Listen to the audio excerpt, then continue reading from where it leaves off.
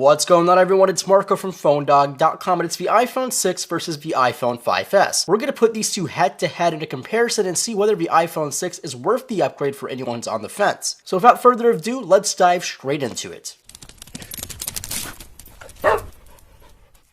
Alright, so chances are you own the iPhone 5 or 5S and you've been contemplating whether or not to drop your cash on a brand new iPhone 6. Well, if you're still on the fence, let's first take a look at one of the main reasons you might want to buy it, the size bump. As all of you know, the iPhone has been stubbornly on the smaller side of the mobile world for almost all of its life. Only being at 3.5 inches and 4 inches in the past 7 years of its life, it's only now 8 years after the original introduction of the iPhone when Apple has pushed the display to 4.7 inches on the iPhone 6 and a whopping 5.5 inches on the 6 Plus. Comparing the fronts of the iPhone 5S and the 6 doesn't seem too bad, but it makes a huge difference when you turn that display on. While it may have the same pixels per inch, everything just seems a little nicer on the larger display. Plus, you can display more content, have more room to type, and that 4.7 inch size of an iPhone feels just great in the hand, and it's almost a sweet spot for phones these days. On the iPhone 5S, things are pretty small on its 4-inch display, but it definitely was a one-handed iPhone, and the 6 still is for some people. Design-wise, the iPhone 6 and 5S look like two completely different products. Alright, so they are both black slabs, and there's only so much you can do with that, but the differences between the squared-off edges of the iPhone 5S and the rounded aluminum edges on the iPhone 6 make radical differences. Gone are the chamfered edges and the hybrid mix of glass and aluminum of the iPhone 6, and come in the brand new aluminum and glass with just a tiny bit of plastic for the antenna bands. Even the buttons have been changed dramatically, made longer, thinner, and more clicky. The movement of the locks, which is a little strange since I've tried to tap the right-hand corner of the iPhone 6 a few times yesterday, but the placement is much more comfortable for anyone with a smaller set of hands, and people will be thankful for that. Now let's get into the specs. The iPhone 5S comes in at 4.87 inches tall, 2.31 inches wide, and 7.6 millimeters thick. It only weighs 3.95 ounces and is equipped with a 1,560 mAh battery. The iPhone 6 comes in at 5.44 inches tall, 2.64 inches wide, and 6.9 millimeters thick. It weighs slightly more at 4.55 ounces and is equipped with a slightly larger battery, somewhere in the 1800 mAh range. Processor-wise, the 5S comes with a dual-core A7 processor clocked in at 1.3 GHz with 1 GB of RAM, while the new iPhone 6 comes with a dual-core A8 processor clocked in at 1.4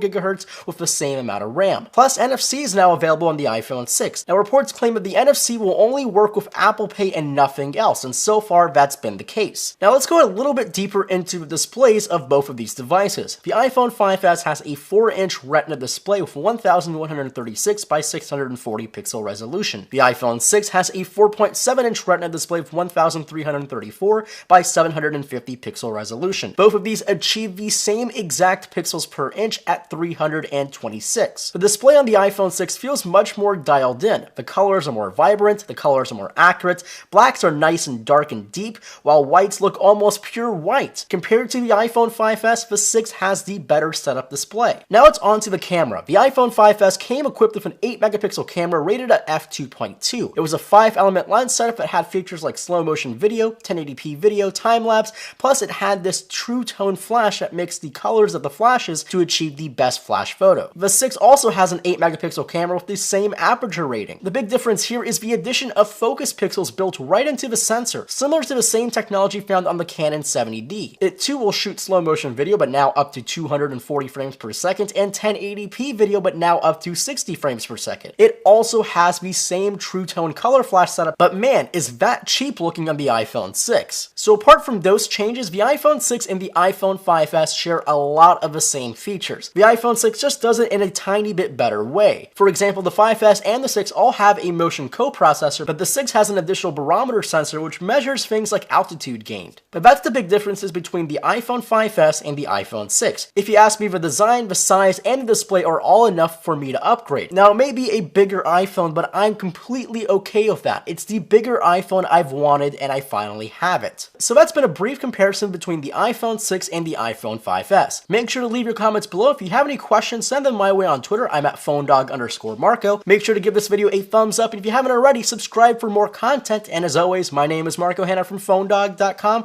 and I'll catch you guys in the next video.